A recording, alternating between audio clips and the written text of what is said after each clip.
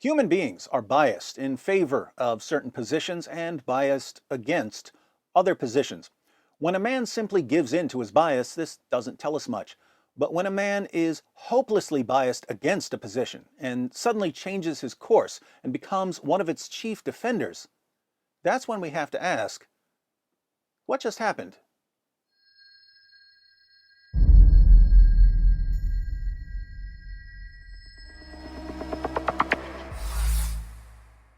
Muslims believe that Muhammad's revelations were sent down from heaven, but we find all of the building blocks of Islam in teachings and practices that were common in Arabia during the 7th century. There was Jewish monotheism in Arabia, along with countless Jewish stories about various prophets. Some of these stories ended up in the Quran. There were heretical Christian groups in Arabia, along with various stories about Jesus, Mary, and others. Some of these stories ended up in the Quran.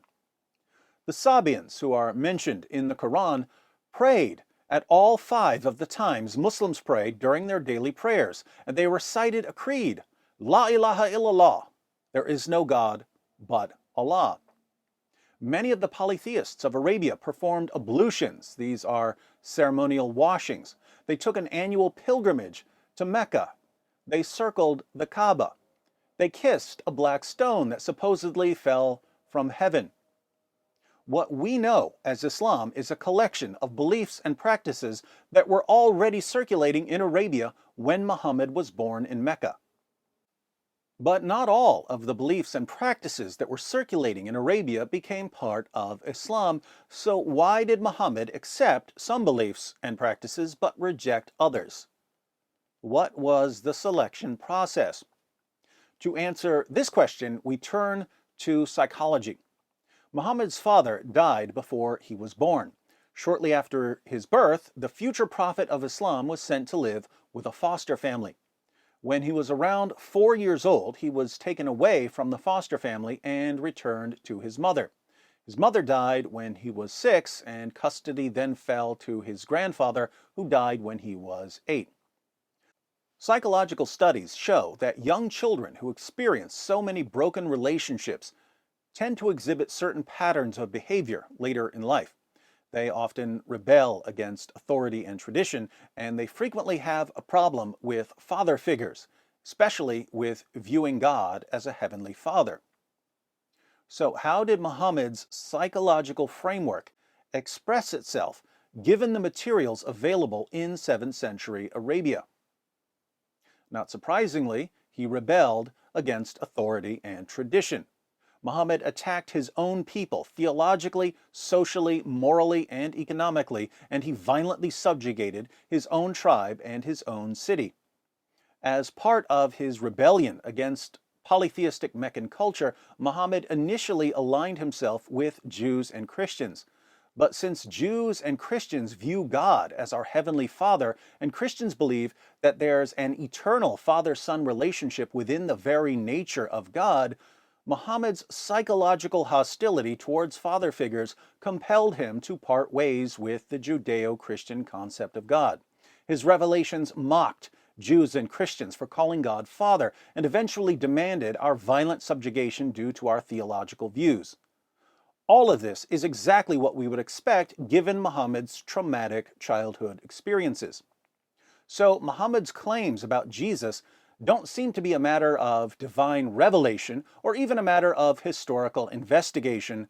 They're a matter of psychological manifestation. In other words, Muhammad's childhood experiences left him with some psychological predispositions, and these predispositions made certain beliefs and practices seem more appealing than others. When the beliefs and practices of 7th century Arabia are filtered through Muhammad's psychological framework, we get Islam. Why is this relevant?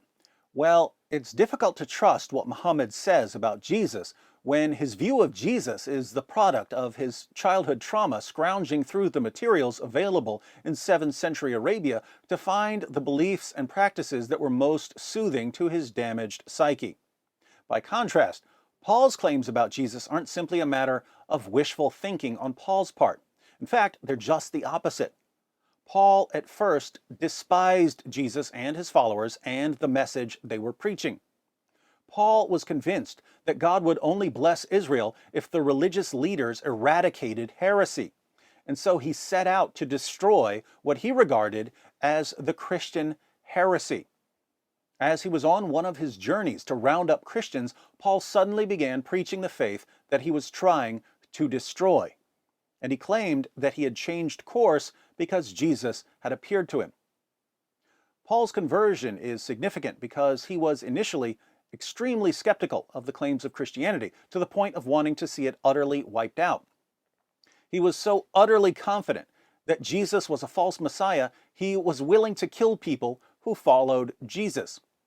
So we can't accuse Paul of believing in Christianity because he was biased in favor of it, and this adds another dimension to the evidence for Jesus' resurrection. Jesus appeared to a lot of people after his death by crucifixion. More than 500 people were witnesses of the risen Jesus. But many of them were followers of Jesus during his earthly ministry. So someone could argue that they can't be fully trusted because they were already loyal to Jesus.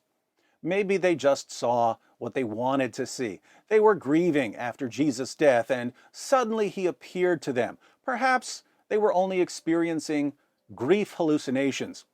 It would be extraordinarily odd for so many people to experience the same hallucination, but it's still an objection that critics raise. Paul, however, wasn't grieving over Jesus, so he wasn't in the frame of mind to experience grief hallucinations.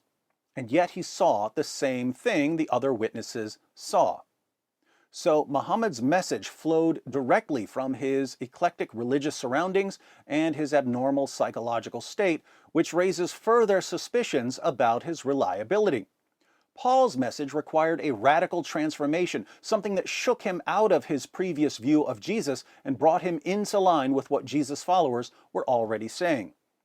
This transformation cries out for explanation, and I've never seen a better explanation than that Paul really met the risen Jesus.